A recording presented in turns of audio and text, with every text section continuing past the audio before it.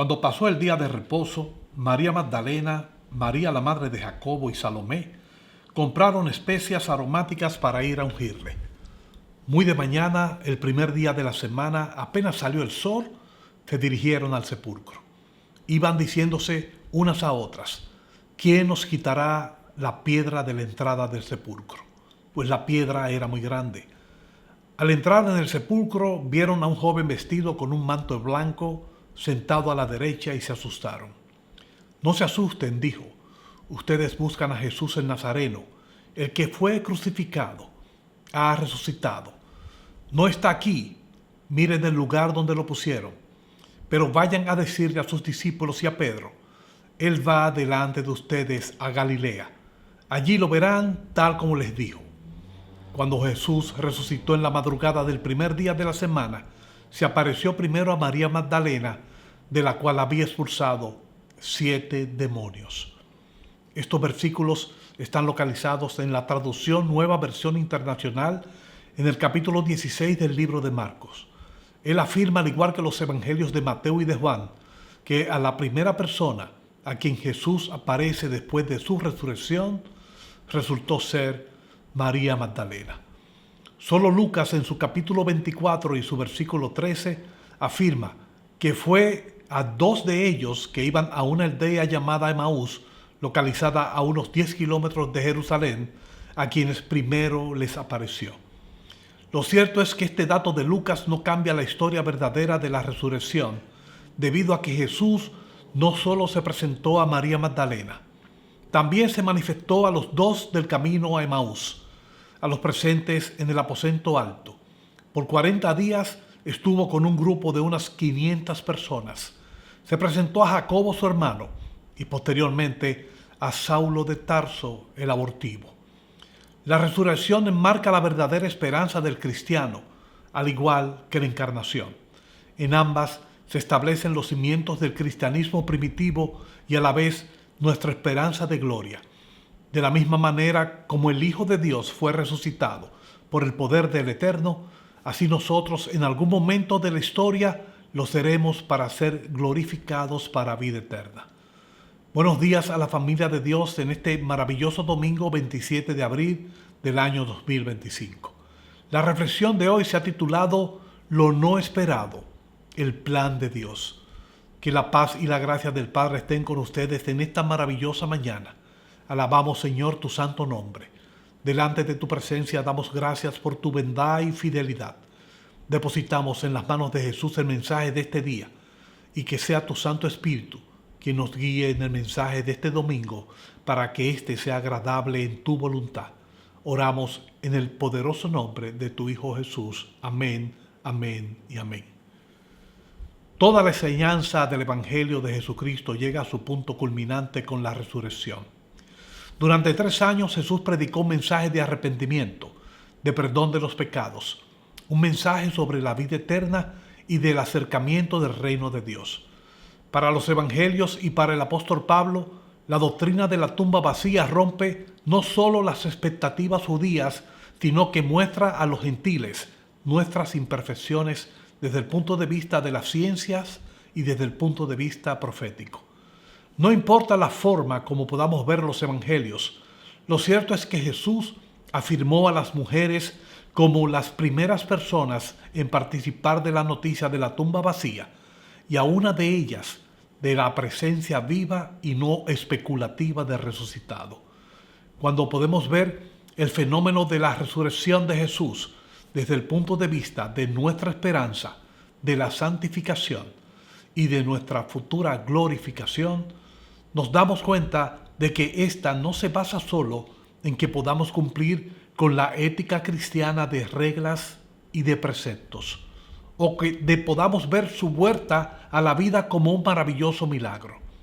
La resurrección trata de que entendamos de que ha llegado a este mundo una nueva forma de vida y que en ese nuevo ser podemos desarrollar la verdadera ética en Cristo, para de esta forma entrar en su nueva creación, para que en la tierra se manifieste la voluntad del Padre, así como lo es en el cielo. Una gran parte del pueblo judío y de la población gentil no aceptan como buena y válida la resurrección del Hijo de Dios. Esto debido a que no están dispuestos a declarar su arrepentimiento aceptando que son pecadores y no han aceptado que el reino de Dios se ha acercado y que por medio de éste obtendremos entonces la vida eterna. La vida de aquellos primeros seguidores de Jesús y de todo aquel que ha decidido creer sin haber visto se divide en un antes y en un después de la resurrección. Por lo tanto, se trata de pasar de vivir de la probabilidad y de la expectativa a una vida que es tangible e innegable. Es haber sido transformado de vivir en una vida basada en la ley a vivir una vida llena de gracia.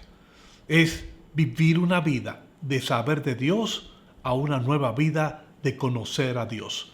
Los miedos y negaciones de los primeros seguidores de Jesús habían quedado en el pasado al sonido de la noticia de María Magdalena.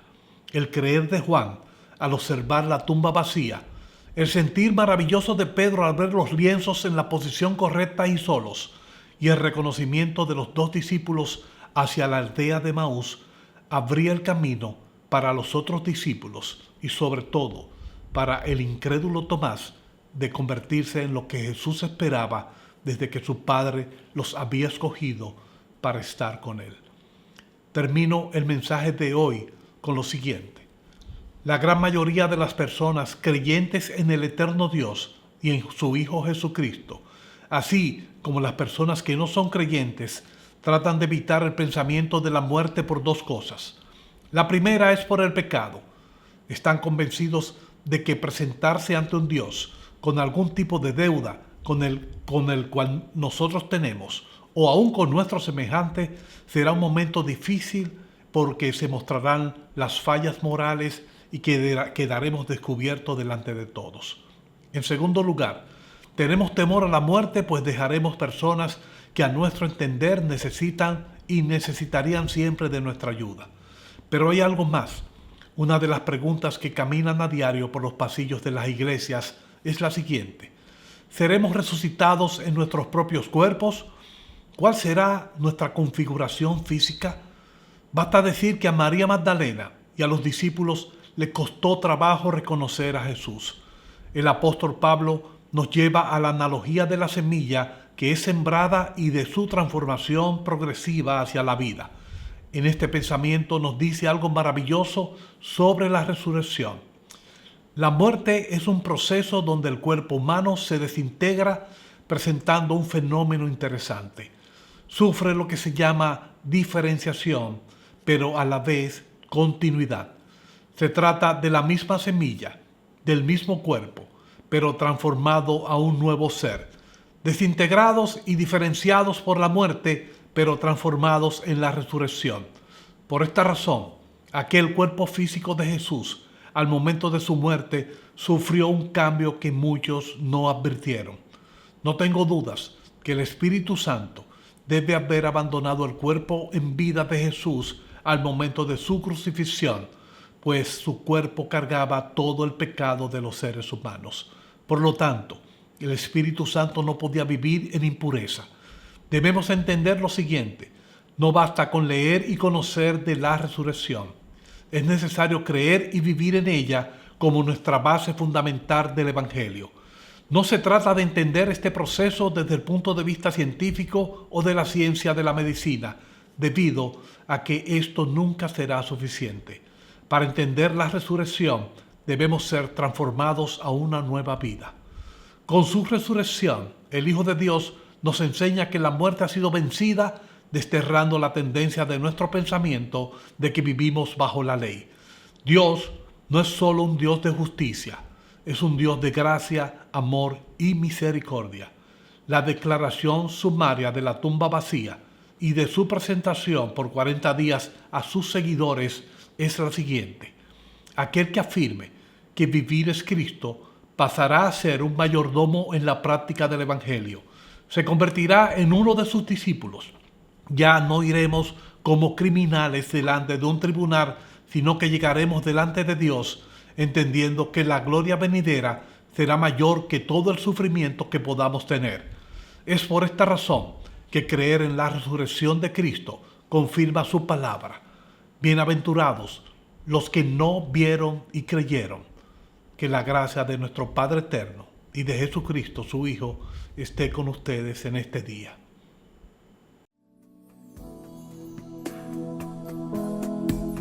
Escuché su voz hablando de milagros y vino a mi mente mi incapacidad.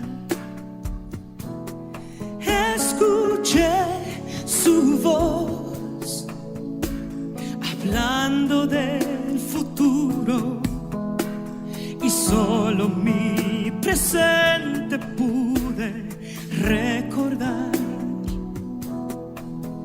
Mas no hay nada imposible para Dios. Llevo en mi vida su promesa. Me sorprendió, fue un milagro de su amor cuando no podía ser, cumplió su plan en mí y pude ver que aún en mi debilidad sus promesas son verdad. Soy testigo de su amor.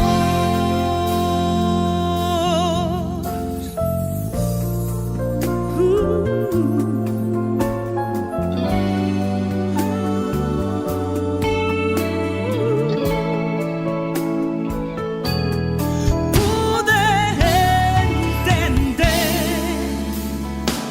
que no es cuestión de tiempo. Por fe puedo esperar, creyendo que obrará. No hay que inventarlo, su plan siempre es perfecto. Podemos descansar en su fidelidad. Es que no hay nada imposible para Dios. Él cumplirá todo en su tiempo. Me sorprendió, fue un milagro de su amor cuando no podía ser, cumplió su plan en mí y yo pude ver que aún en mi debilidad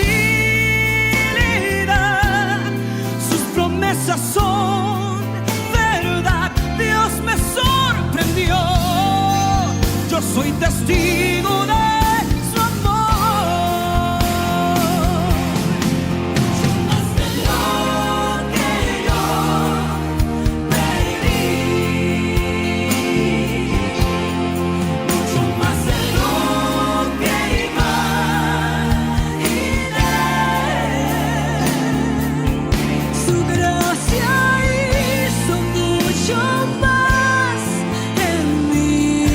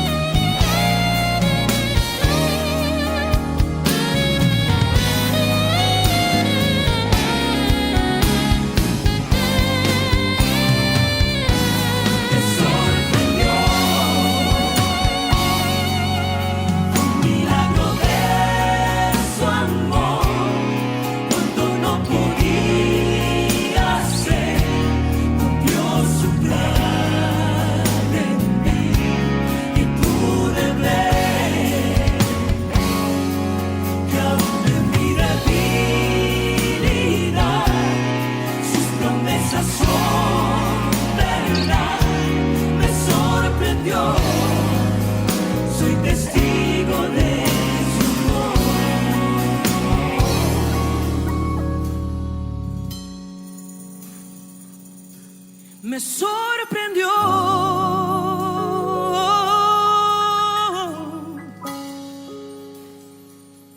Soy testigo de su amor.